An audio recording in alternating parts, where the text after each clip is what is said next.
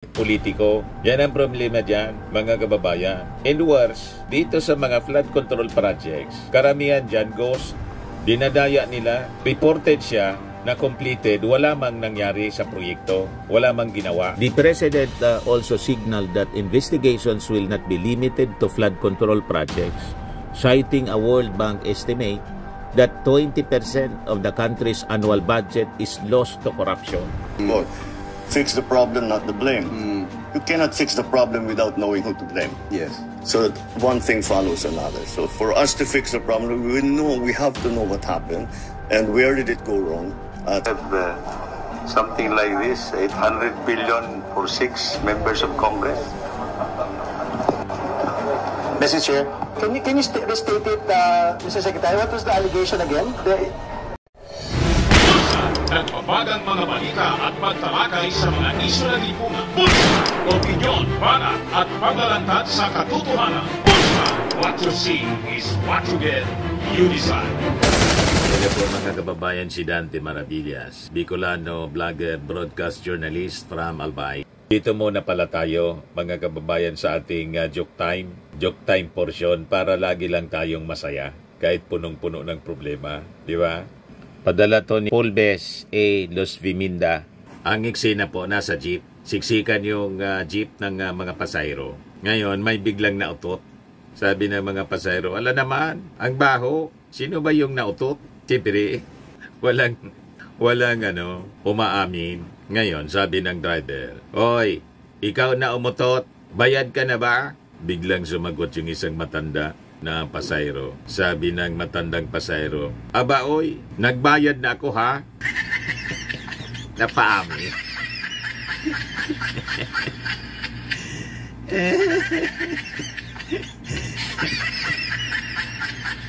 Napaamin bigla mga kababayan. Nag-react kasi. Nalito.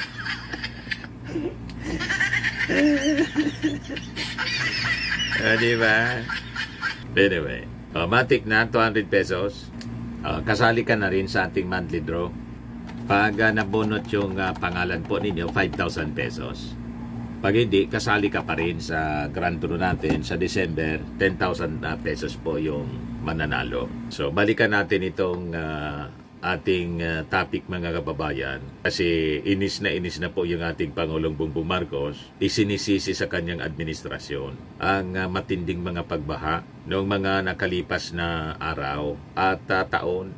Yung gobyerno po, allocate ng bilyon-bilyon na pondo. Pero hindi man po maramdaman ng ating mga mamamayan yung epekto ng pinatayo na mga flood control projects. Ang nakakaramdam lang po ng epekto yung mga kurakot na opisyal, kasabwat siyempre yung mga contractors. Ganon yan eh. Kaya pinapaimbestiga po ng ating Pangulong Bongbong Marcos kung sino ito na mga responsible. Pero sabi niya, I have names of those responsible.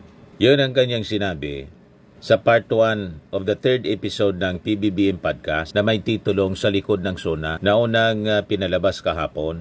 Yung sabi ng ating Pangulo, we already have some names that are coming up, which will be, first of all, corporations that contractors whose poor work is very obvious. So we will put them on a blacklist. They can no longer contract with the government, sabi po ng ating Pangulo. I-disqualify sila mga kababayan. Hindi na sila bibigyan pa ng kontrata. Naka-blacklist na sila. Tapos kayo ngayon, simula na ng inyong paghihirap. Sumobra kasi. Yan mga kontraktor, mga negosyante yan. Siyempre, kailangan, mga kababayan, may tubo. Huwag naman yung kalahati ang tubo. Di ba? Sa mga kontrata, ang gobyerno normal, may mga suppliers, may mga kontraktor sa kung ano-anong pangangailangan ng gobyerno. Lalo na sa mga infrastructure. Ang problema po, kung more than half yung tubo, kasi pinag-ati-ati, nakikihati naman yung mga politiko. Yan ang problema dyan, mga kababayan. And worse, dito sa mga flood control projects, karamihan dyan ghost, dinadaya nila, reported siya na completed, wala mang nangyari sa proyekto, wala mang ginawa. Plus na pagnanakaw ng pera ng bayan, may mga kasabwat siyempre. Hanggang sa Commission on Audit, may mga kasabwat sila para palusutin, ati-ati sa pera ng bayan. Kaya ang daming yumaman. ng mga contractors, pati mga politiko. Yan ang rason mga kababayan kung bakit kada eleksyon, massive yung vote buying. Yan mga nagpupondo sa vote buying po, mga contractors nila. Alam na natin yan. Matagal ng panahon ganyan, mga kababayan, ang kalakaran. So sabi ng ating Pangulo, these companies anya will be required to explain how they use the funds for the projects. If they cannot explain properly, we will have to take it to the next step. Kaya sabi ng ating Pangulo, not even allies anya would be spared in the crackdown on corrupt officials involved in substandard or ghost flood control projects. The President also signaled that investigations will not be limited to flood control projects, citing a World Bank estimate that 20% of the country's annual budget is lost to corruption. Yan po na kontrata ng gobyerno. May corruption yan sigurado. Laging may tungpats, mga office supplies, kung anong mga pangailangan ng gobyerno, laging may patong. Pagbili ng mga vehicles, laging may patong. Ang gobyerno po hindi tumatawad. Yang bidding po, kadalasan po, drama man lang po ang bidding. Scripted po yan. Kung sino yung makabigay ng pinakamalaking komisyon, ang tawag is OP, doon sa pumipirma, sila yung winner, mga kababayan. Yan mga bidding-bidding, ay, for show man lang po siya. Pag hindi ka marunong magbigay padulas, tungpats, hindi ka makakakuha ng kontrata sa gobyerno. Ito yung gustong tapusin na mga kababayan ng ating Pangulong Bongbong Marcos. Kasi walang mangyayari pag laging ganon ang sistema po. Kaya hindi umunlad yung ating bansa. Ito pa lang na mga repairs na mga kalsada, dito nga sa amin po. Ang daming mga kalsada, hindi natin maintindihan. Hindi pa man po sinisira para gumawa ng bago. Sabi nga ng mga observers, kung ganon, pinipirwisyo lang naman ninyo yung tao. Imbis gumawa kayo ng mga bagong kalsada, yung dating kalsadang maayos pa naman, hindi pa man lubak-lubak, sinisira para palitan ng bago. Inaistorbo mo pa yung mga motorista. Sabi nga ng nakausap kong motorista, nakawin na lang ninyo para wala ng perwisyo. Yun naman ang intensyon ninyo, magnakaw. Kaya gusto mag-implement ng project. Maayos ba yung kalsada? Sinisira. Kasi daw nakaprograma na. Ba't kasi gumawa kayo ng programa na i-implement sa mga kalsadang maayos pa? Magbukas na lang kayo ng bagong ruta na pwede ninyong simintuhin. Hindi yung maayos pa yung kalsada, sinisira para ayusin. Diba? Yun ang nakakainis. Kaya sabi ng ating Pangulo, ito ang investigasyon has to be evenly applied. We cannot audit only one area. Whoever was complicit in this kind of work, I'm sorry. Mr. Marcos confirmed the government had allocated 980.2 billion pesos para sa flood control projects over the past 3 years, but lamented the lack of progress on the ground. I'm sorry, you're no longer my ally. If that involved in corruption is what you're doing, I do not want you as an ally, sabi ng ating Pangulo. Someone should be held accountable for the hardships of our fellow countrymen are going through. Our people have to be told who is responsible and somebody has to answer for their suffering, sabi po ng ating Pangulo. Ngayon, si Senator Erwin Tulfo nagsabi na yung ating Pangulo, sinibak ang isang undersecretary ng DPWH pero hindi man pinangalanan kung sino ito at dinescribe niya ito the richest undersecretary in the world. Ito, panoorin natin yung interview ni Ivan Mayrina ng GMA sa ating Pangulong Bongbong Marcos. Simulan ko na po, Mr. President, Yes, with my please. first question on your recent SONA. Okay. Isa ho sa pinakapinalakpakan doon nung sabihin ninyong pananagutin ninyo, paimbestigahan ninyo yung mga palpak o di kaya non-existent na flood control projects. If I may mention some numbers, Mr. President, our news research came up with the number 980.2 billion na appropriate for flood control in the last 3 years. Yes. Okay. That sounds right. First, can you tell us, sir, what did you see? And what information did you get to decide to confront the issue of corruption in flood control projects and to hold people accountable? It started last December. Nung umiikot ako dahil nga sunod-sunod yung bagyo at nakikita natin kung talagang napakabigat ng ulan. Nung nangyari na naman itong bagyo ngayon, pagpunta ko nakita ko, hindi nagagawa. Akala ko ba meron tayong linagay dito? Hindi pa naumpisa, whatever. Yun, the usual excuses. Eh, sabi ko, kalukuhan na ito. Hindi ginagawa ang trabaho. Tapos pupunta ka sa evacuate. Makikita mo yung mga tao, dikit-dikit, nagsisiksikan dun sa loob. Lalo na yung mga bata, natutulog sa simento, sa gym. Mainit, mabilis magkasakit, magkahawaan. Di natin ginagawa dapat ito sa kababayan natin. Kasalanan na ito. And then you said, kayo, palakpakan ho sila, standing ovation. Pero sino ho nga ho bang pinatutungkalan ninyo dito, Mr. President? They know who they are. Meron naman dyan talagang mga notorious. Matagal nang ganito ang ginagawa. I'm sorry, but they will have to account for their actions and they will have to account for the expenditures that they have made na hindi natin nakikita kung ano yung naging resulta. Sa ngayon ho, warning, ito yung order to conduct an audit, to hold people accountable.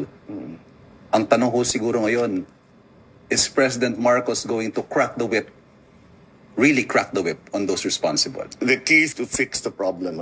I always say this, but I'm sure you've heard me say it before.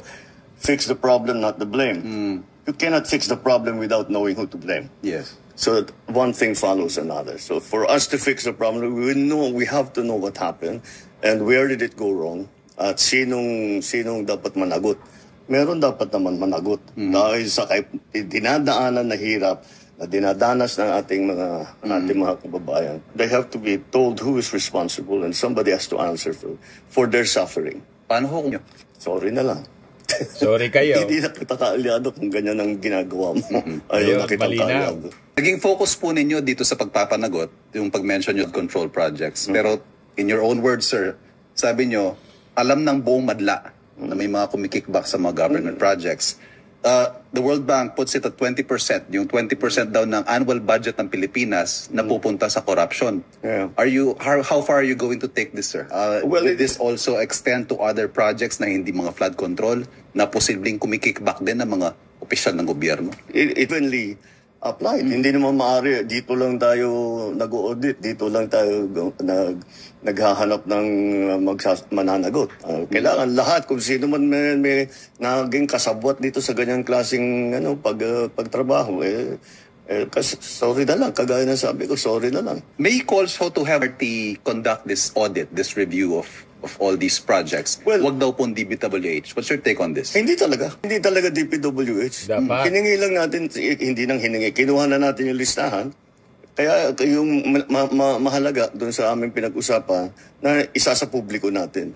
So malalaman ng tao, yung tiga doon, barangay 1, 2, 3. Sabi, tiga namin, wala naman kami nakitang ganito. Isumbong nila. So that applies to all of the projects that will happen. I'm sure marami magsusumbong dyan. We already have some names coming up that will be, first of all, corporations that mga contractor na talagang kitang-kita na hindi magandang trabaho nila. So, we will put them on a blacklist. Hindi na sila pwedeng magkontrata sa gobyerno. Number 2, lahat ito, yun na nga, kakasuhan natin. Sasabihin natin, saan napunta yung pondong ito? Saan napunta sa ganyan? Pag hindi sila makapag-explain na mabuti, we will have to take it to the next step. Kaugnay po nung utos nyo yan, na i-audit ito mga projects na ito. Sinabi nyo rin that you will return a general appropriations bill that is not in line with your NEP. Yeah. Never mind if you have to resort to a reenacted budget. Sure. 2 things, sir. One, this early, Senate President Cheese is saying na hindi pwedeng hindi galawin ng Senado ang budget o ng legislature ang budget. We have the power of the purse. Yes. Ano hong masasabi nyo rin? He's right. Kung ano yung sinabi ko dun sa suno. Kung hindi alinsunod doon sa plano. Trabaho naman talaga ng Congress yung gagawin nila yung budget. Ngunit, trabaho naman namin na magbigay ng plano at humingi ng pondo sa Kongreso para lahat ng ating mga gustong gawin ay ating magagawa at hindi nawawaldas, nananakaw ang pera ng tao. Yun lang naman ang habol namin. But that's the process. The process is the executive, the offices under the executive department make a budget request. It is then transmitted in the NEP to the Congress. Tapos susuriin na ngayon yan.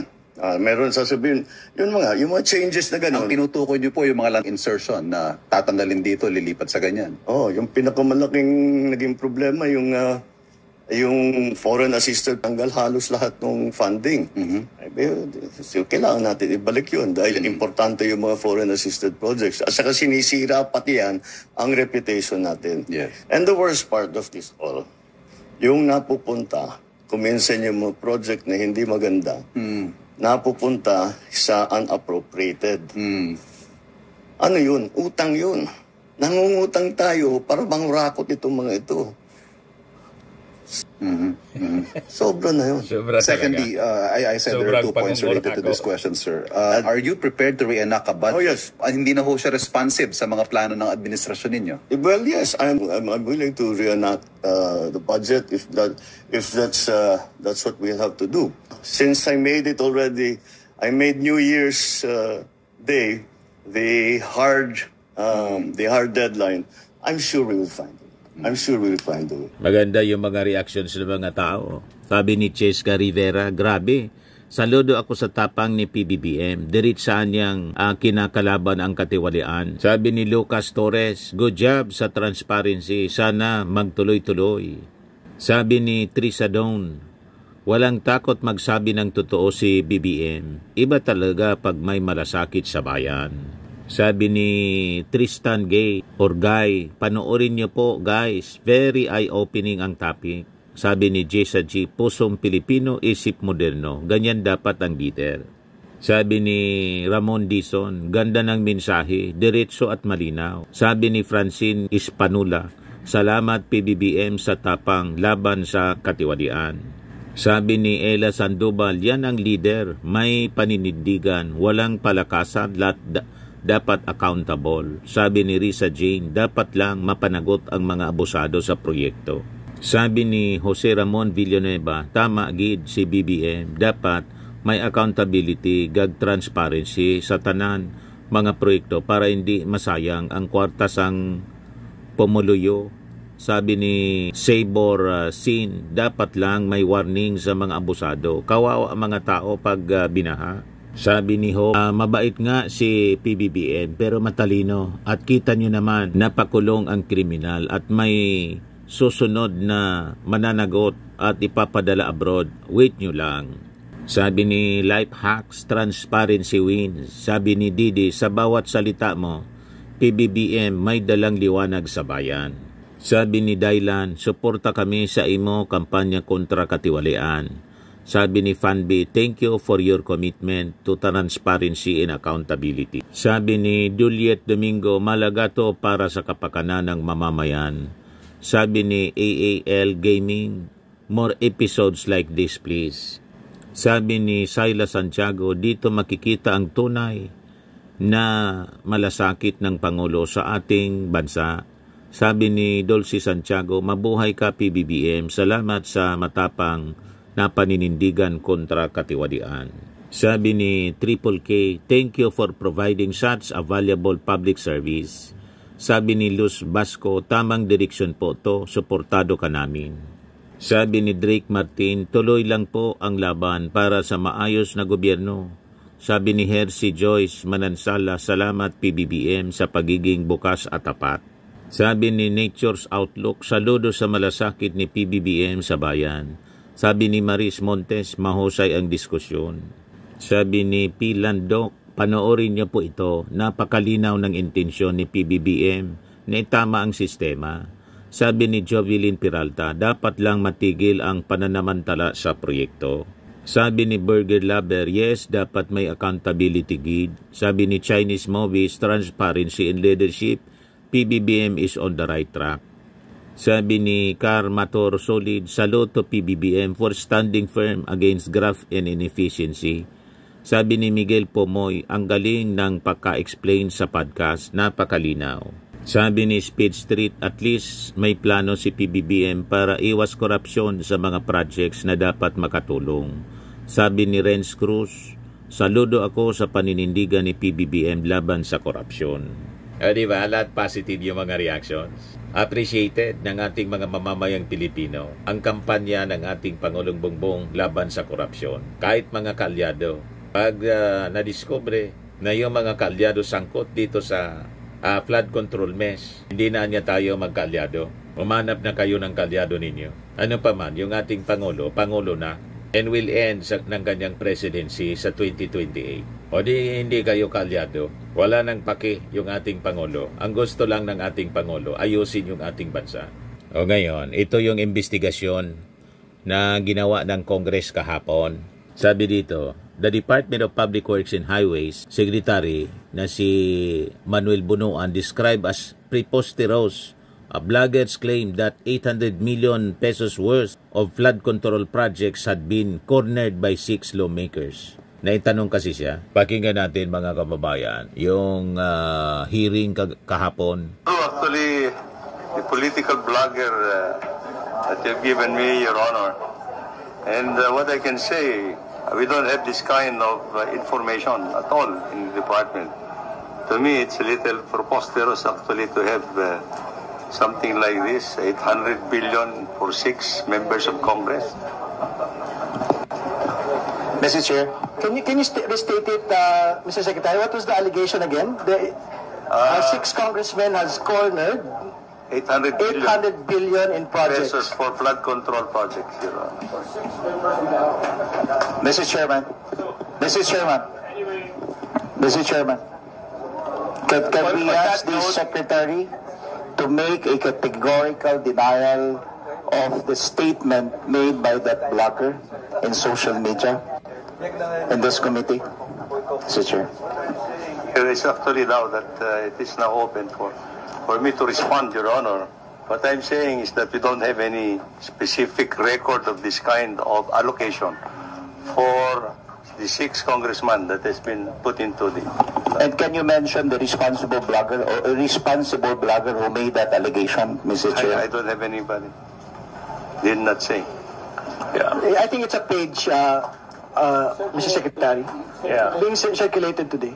So, Mr. Chairman, I would just like to thank the good Secretary for at least clarifying that point, no?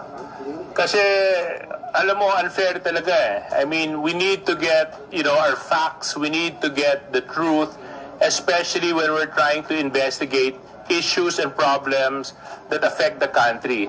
Now, if there are malicious people who want to take advantage of this by throwing out fake news, fake posts, meant to malign and destroy the good name, hindi po pwede yun. Walang lugar po sa atin yon, at higit sa lahat, hindi po tama yon. Malamang ang nagpakalat naman po, DDS vlogger. Diba? Gusto nilang gamitin itong utos ng ating Pangulong Bongbong Marcos na mag-imbestiga dito sa mga problema sa flood control para guluhin yung objective ng ating Pangulong Bongbong at pag-away-awayin ang mga nasa administrasyon. Divide and conquer eh. Ganon ang strategy po. Naman po, Firmax Firming and Lifting Cream, pinapahid po sa mga pulses in affected area. Mainam po sa paninigas ng mga kaso-kasuan. Ito naman po, Automax Radiant Serum. Sa mukha naman yung application. Anti-aging po siya. You will look 10 years younger than your age. Sa mga cancer patients naman po, baka lang gusto ninyo itong itry. Naing siya Red Mix Fruit Drink. Hindi mo po siya gamot, food supplement siya. Kaya lang, gawa siya mga kababayan sa goji berry. Yung goji berry, may anti-cancer properties. O ngayon, yung mga inquiries ninyo, dumiritso na lang kayo sa aming messenger sa Facebook para masagot namin agad. Ayos pa? Ayos na ayosan niya, Mr. Maravilla. But anyway, ito po pala yung aming bagong product na binibenta online. I am worldwide amazing pure organic barley powdered drink mix from Australia.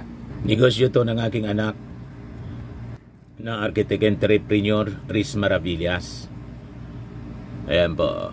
Kontakin na lang po ninyo siya, Riz Maravillas on Facebook. Ang mga health benefits niya, boost immunity, improves digestion, enhance energy levels, packed with antioxidants, prevent cancer.